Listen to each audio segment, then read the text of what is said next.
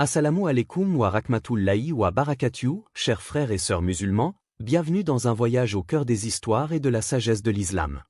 Si vous trouvez inspiration et bénéfice dans ces récits, soutenez-nous en vous abonnant, en activant la cloche pour rester informé, et en partageant cette vidéo avec vos proches. Ensemble, transmettons ces perles de sagesse et faisons grandir notre belle communauté. L'imam Malik, une jeunesse marquée par la quête de savoir. L'imam Malik ibn Anas naquit en l'an 711, 93 après l'Hégire, dans la ville sainte de Médine, un lieu empreint de spiritualité et de savoir. Son père, Anas ibn Malik, était un homme pieux et respecté, tandis que sa mère, Aliya bin Shurek, était connue pour sa sagesse et sa dévotion.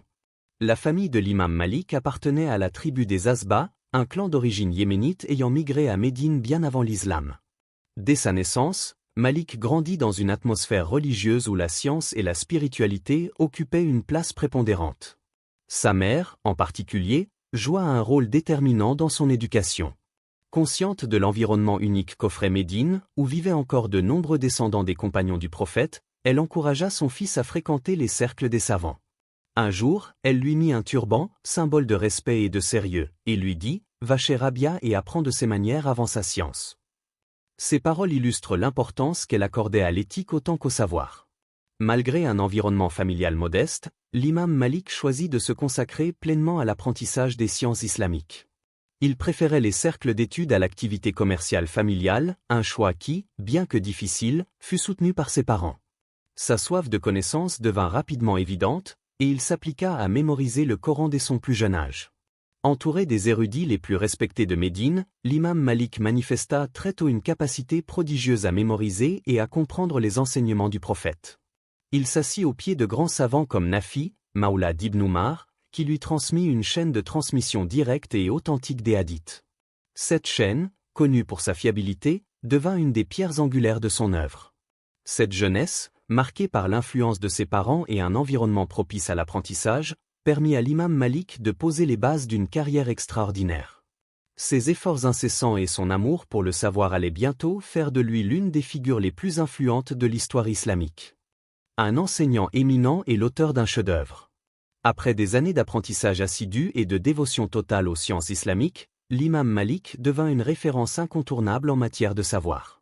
Reconnu pour sa maîtrise du Coran, des hadiths et de la jurisprudence, il commença à enseigner dans la prestigieuse mosquée du prophète, à Médine. Ce lieu sacré, qui accueillait des croyants et des érudits venus des quatre coins du monde musulman, devint le théâtre de son enseignement rigoureux et inspirant. L'imam Malik attira des étudiants de diverses régions, y compris de l'Irak, de l'Égypte et de l'Andalousie.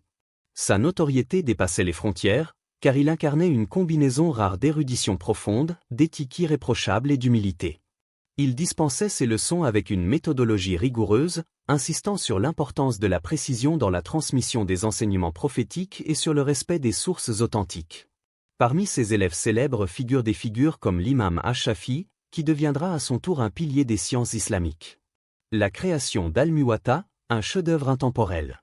Parmi les nombreuses contributions de l'imam Malik, Al-Muwatta, traduit par Le Chemin battu, reste son œuvre majeure et une référence inestimable dans l'histoire du droit islamique. Ce recueil, fruit de près de 40 ans de travail, est un condensé de hadiths, de décisions juridiques et de pratiques des habitants de Médine. Le calife Al-Mansour, impressionné par sa réputation, demanda à l'imam Malik de rédiger un livre de jurisprudence islamique accessible à tous les musulmans. L'imam Malik s'attela à cette tâche avec un soin extraordinaire, veillant à sélectionner uniquement les hadiths les plus authentiques et à fournir des explications claires et concises.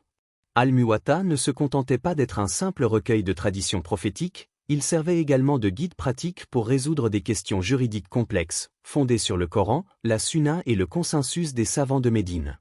Ce qui distingue Al-Muwatta, c'est la rigueur de l'imam Malik. Il refusait de céder à la pression politique pour inclure des opinions favorisant certains intérêts. Malgré les tentatives des califes de standardiser le droit islamique à travers son ouvrage, il déclara avec humilité « Ne forcez pas les gens à suivre mon livre. Chaque région possède ses propres savants. » Ces paroles témoignent de son respect pour la diversité des interprétations et de son humilité face à son savoir. Un maître enseignant marqué par l'humilité. L'imam Malik n'était pas seulement un savant, mais aussi un éducateur modèle. Lorsqu'il enseignait, il insistait sur l'importance de l'intégrité intellectuelle et spirituelle. On rapporte qu'il s'asseyait toujours avec dignité et respect lorsqu'il transmettait les hadiths, considérant que ces paroles du prophète méritaient le plus grand honneur. Malgré son immense savoir, l'imam Malik restait accessible et modeste. Il était connu pour son humilité, répétant souvent à ses étudiants « Je ne suis qu'un être humain. Si vous trouvez une vérité meilleure que la mienne, suivez-la ». Il évitait les débats inutiles et se concentrait sur l'essentiel, transmettre un savoir authentique et utile à la communauté. Grâce à son enseignement et à Al-Muwatta, l'imam Malik laissa un héritage intellectuel et spirituel d'une portée inégalée. Son œuvre et sa méthode continuent d'inspirer les générations, témoignant de son engagement envers la préservation et la transmission de la science islamique. Persécution et héritage intemporel. Malgré sa stature d'érudit respecté et sa renommée dans le monde musulman, l'imam Malik ne fut pas épargné par les épreuves. Sa droiture et son engagement envers la vérité lui valurent l'admiration des savants et des fidèles, mais également l'hostilité de certains dirigeants politiques.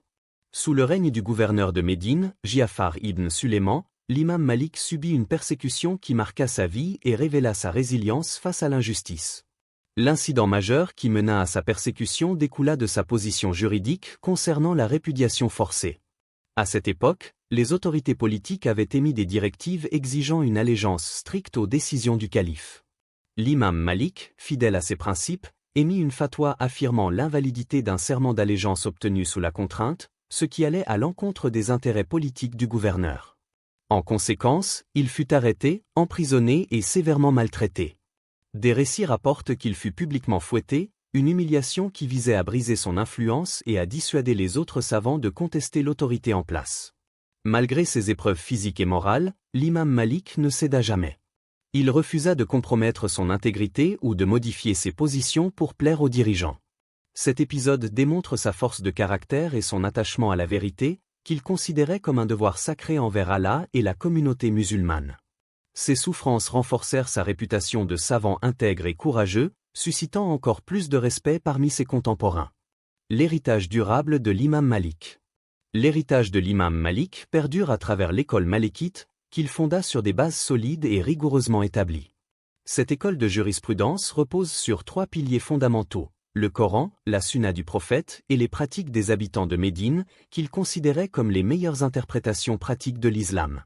Ces sources étaient complétées par l'usage du consensus, ijma, de l'analogie, qiyas, et des intérêts publics, maslaha, conférant à l'école malékite une approche équilibrée entre tradition et adaptation contextuelle. L'école malékite se diffusa rapidement dans le monde musulman, notamment en Afrique du Nord, en Afrique de l'Ouest, au Soudan et dans certaines régions du Moyen-Orient. Aujourd'hui encore, elle demeure une des principales écoles de jurisprudence islamique, influençant la vie spirituelle et sociale de millions de musulmans. Au-delà de sa contribution juridique, l'imam Malik a légué un modèle d'éthique et de piété. Sa vie témoigne d'un engagement indéfectible envers la préservation de la science islamique, même au prix de souffrances personnelles. Il nous enseigne que défendre la vérité est un acte de foi et un devoir envers la communauté, quels que soient les défis rencontrés. Son nom et son œuvre restent inscrits dans l'histoire de l'islam comme un exemple intemporel d'intégrité, de savoir et de dévouement au service de la justice divine. Les principes qu'il a établis continuent d'inspirer les savants et les fidèles à travers les âges. Un exemple pour les générations futures.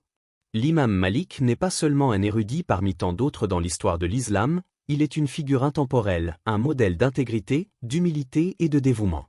Sa vie et son œuvre transcendent les époques, offrant des leçons inestimables pour quiconque aspire à exceller dans la quête du savoir et dans l'application de la justice. Son parcours témoigne d'un engagement indéfectible envers les principes de l'islam, une fidélité à la vérité et une profonde humilité face à l'immensité du savoir divin. L'imam Malik nous enseigne qu'un savant véritable ne cherche ni les honneurs ni les privilèges, mais s'efforce avant tout de plaire à Allah en servant la communauté avec sincérité et compassion. L'attitude de l'imam Malik envers l'apprentissage est une source d'inspiration. Il a toujours considéré le savoir comme une responsabilité sacrée, exigeant autant de rigueur que de respect. Son refus de céder aux pressions politiques, même au prix de sévères persécutions, illustre son courage et sa détermination à préserver l'intégrité de la science islamique. Son enseignement va au-delà des lois et des règles. Il nous rappelle que le savoir doit être accompagné par des valeurs éthiques, comme la patience, la modestie et la recherche constante de l'excellence. Il ne se contentait pas de transmettre des connaissances, il formait des esprits et des cœurs, en mettant l'accent sur le caractère et l'éthique, des qualités qu'il considérait comme essentielles pour ceux qui aspirent à la guidance spirituelle. Aujourd'hui, l'héritage de l'imam Malik continue d'éclairer les cœurs et les esprits, témoignant de la profondeur et de la pérennité de son impact dans le monde islamique. Les principes qu'il a établis, tant dans sa jurisprudence que dans son éthique, demeurent une référence pour des millions de musulmans à travers le monde. En regardant la vie de cet illustre savant, les générations futures trouvent un exemple vivant de ce que signifie réellement être un leader spirituel et intellectuel. Son héritage incite chacun d'entre nous à poursuivre la quête de savoir avec sincérité, à défendre la justice avec courage, et à vivre selon les enseignements de l'islam avec une foi inébranlable. Chers frères et sœurs musulmans, merci d'avoir partagé ce moment avec nous. Si cette vidéo vous a inspiré, n'oubliez pas de la aimer, de la commenter, et de la partager pour en faire profiter d'autres. Abonnez-vous pour continuer ce voyage au cœur des histoires et de la sagesse de l'islam. Que Allah vous bénisse et vous guide toujours sur le droit chemin. Assalamu alaikum wa rahmatullahi wa barakatuh.